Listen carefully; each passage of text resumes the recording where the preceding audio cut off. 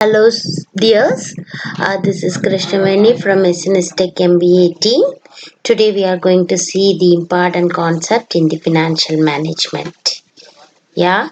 If Mr. Ravi is investing in the SBA shares, the market price of the share is, say, for example, if it is 186, if he buys 1000 shares, his investment is 1,86,000. Here we have to consider two important questions. One is what would be the expectation of the Ravi, the other one is what is the expectation of SBI shares. Obviously, Ravi wants to get return from the investment made in the SBI shares. That is called cost of capital. There comes important terminology in the life of everyone's. Yes, if I am going to invest in the bank, my expectation, minimum expectation of return from the bank, that is called the cost of capital. And also, SBI is concerned, they want to raise the funds with minimum cost. So, the cost of capital plays a vital role in the financial management. Yeah, it's very simple. Minimum rate of return expected by the investor is called cost of capital. Very simple. Wherever we are investing, we are expecting something from the investment in terms of return. That would be the cost for the company. That is called cost of capital. It's an important concept because it helps to evaluate the investment decision, designing in-depth financial policy, and also it helps for appraising the financial performance by the of the top management. And when we are talking about the cost of capital, some important terminology we should aware. One is first, specific cost means if I am getting a loan, I should give the interest to the debenture holder. That is called cost of debt. When I am using debt capital, I have to give the minimum return expected by the debenture holder. Say for example, if I am issuing preferences, thereby I am raising fund for my company, then the investment made by the preference holder expectation should meet by my company. There the cost of preference plays a role. If I am floating my equity shares in the public through stock market and I am raising funds from the public, and I have to meet out the expectations of the equity shareholder. That is the cost of equity. In a company, either we can go for a debt capital, preference capital, or equity capital, or the combination of the above said sources. The overall expectation of the investment made by the investors in the form of debt capital, preference, or equity, there comes role of weighted average cost of capital or overall cost of the company. We can call it as KO. Cost of debt we can refer it as KD, and cost of preference KP. Cost of equity we can denote it as KE. Today we are going to see about the relationship between the cost of capital and the risk relationship. Normally, the bondholder will get the interest regularly from the company whether the company is earning profit or not. But the preference holder will get dividend definitely when the company earns profit. If the company faces loss, they won't get dividend. When equity shareholder is concerned, if the company get profit, if company willing to pay dividend, then only they will get the dividend. So they are taking more risk. Bondholders are taking very less risk when compared to the preference holder and the equity holder. At the same time, the expectation is directly related with the risk taken by the investor. So the expectation of the equity shareholder are relatively high when compared to the preference holder and the bond holder.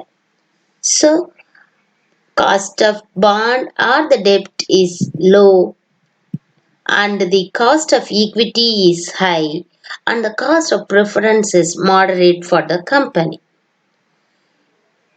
Today we are going to see about the cost of debt. The minimum rate of return expected by the debenture holder from the company is called cost of debt.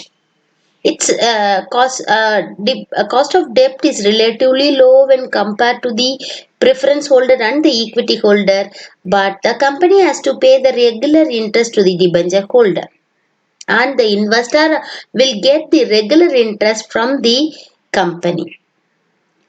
Normally, when we are calculating about the cost of debt, we can have two methods to calculate, and the if KD is the cost of debt, I is the interest rate, interest by the present value of the bond, then we will get the cost of debt. And the if it is discounted or premium, then interest rate, present value of the interest rate, and the present value of the maturity of the bond value, we will get the present value of the debenture. This is the way we can calculate, and tax will be adjusted because the interest is getting exemption from the tax payment. Then this tax adjustment is applicable only to the cost of debt, not for the preference dividend and the equity dividend. That we have to keep it in our mind. There are two methods of calculation of capital, cost of capital. In cost of debenture. One is cost of perpetual debt, the other one is cost of redeemable debt. Cost of perpetual debt here, or a yield to maturity, we can say here the bond value can be calculated by using the formula interest by SV. There is no maturity period. Here the main difference between these redeemable and irredeemable bond is, in the redeemable debt there is a maturity value, in the perpetual debt there is no maturity period or no maturity value. Today we will see yield to maturity or cost of perpetual, how to calculate. A company has 15 percentage perpetual debt of rupees 1 lakh. The tax rate is 35%. Now we have to calculate the cost of capital before and after tax. Assuming the debt is issued at par and 10% discount and 10% premium. First, we will calculate with the debt capital issued at par. Here, the formula we have to use is interest by SV. It means interest is the 15 percentage of 1 lakh is 15,000, and the value, sales value is 1 lakh. So, here the cost of debt before tax is 15 percentage. Now we have to find out the cost of debt after tax. Tax adjustable cost of debt. KI into 1 minus T. 15 percentage, 15 by 100.15. 35 percentage is the tax rate. 1 minus 0.35, we will get 0.65. 0.15 into 0.65, we will get 0.0975. So, in terms of percentage, 9.75. Before tax cost of debt is 15 percentage, and the after tax cost of debt is 9.75 percentage. And next we have to calculate the cost of debt when the debt is debt is sold at 10% discount rate.